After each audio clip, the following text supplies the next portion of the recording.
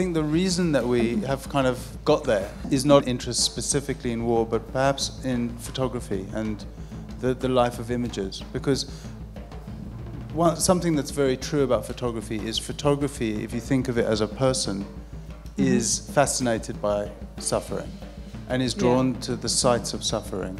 And wherever evil things happen, wherever violent things happen, photography is there. Photography wants to witness that. And I think our journey was, we began as photographers and we were working as documentarians and we were working with a large format camera and we were going to the kinds of places photographers love to go to, prisons and psychiatric hospitals. At a certain point we started to feel uncomfortable about that kind of hidden promise of the photographer and the subject and that relationship. And that led us to war, because war is the most extreme example, and as Adam mentioned, it's a kind of petri dish. It's like a culture where you can examine it under a microscope.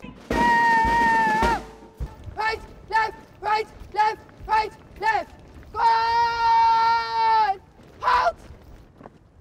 Obviously, we've spoken a lot about conflict, and Adam and I have been embedded in these war zones, and we've been very interested in the role of photography within the war, and it's sort of kind of the adult world.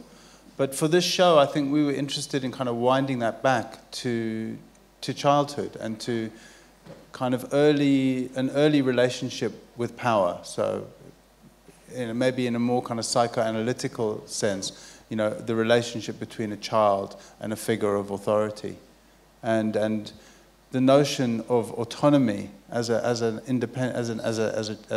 human being, and the time when you kind of relinquish some of that autonomy to those in power, and what happens and how that happens.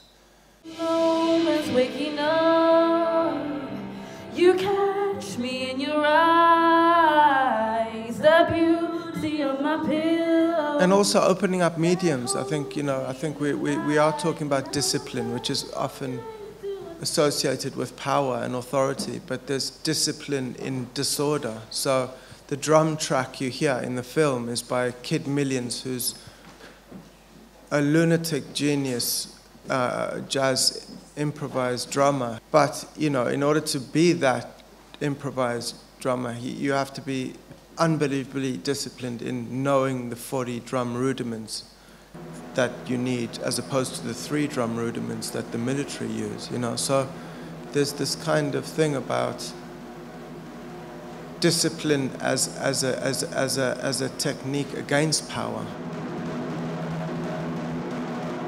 Right, right, right, right, right. Ollie's explanation of how this image gets disseminated, how it's taken, and there's a brilliant debate between Philip Gorovich and Errol Morris, who wrote a book on these images. And as you know, Errol Morris made a film, and Errol Morris decided to show the pictures, and Philip Gorovich decided not to show them because the pictures were made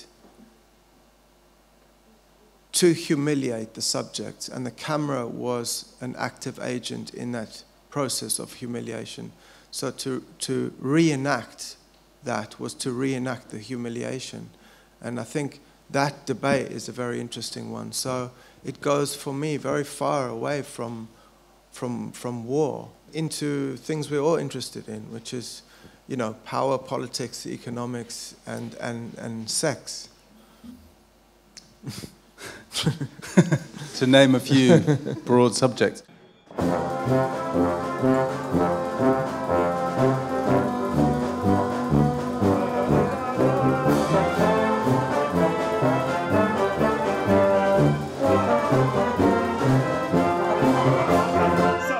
We do begin with research. That's where we start. And we begin with narratives, and we're very interested in history. But because there's 2 of us, we can't just kind of pick up a camera and go and snap, snap, snap. We have to have a conversation about it. And so I think a more interesting way to articulate what you're saying is that our work begins with a conversation, and it ends with something like what's in that room.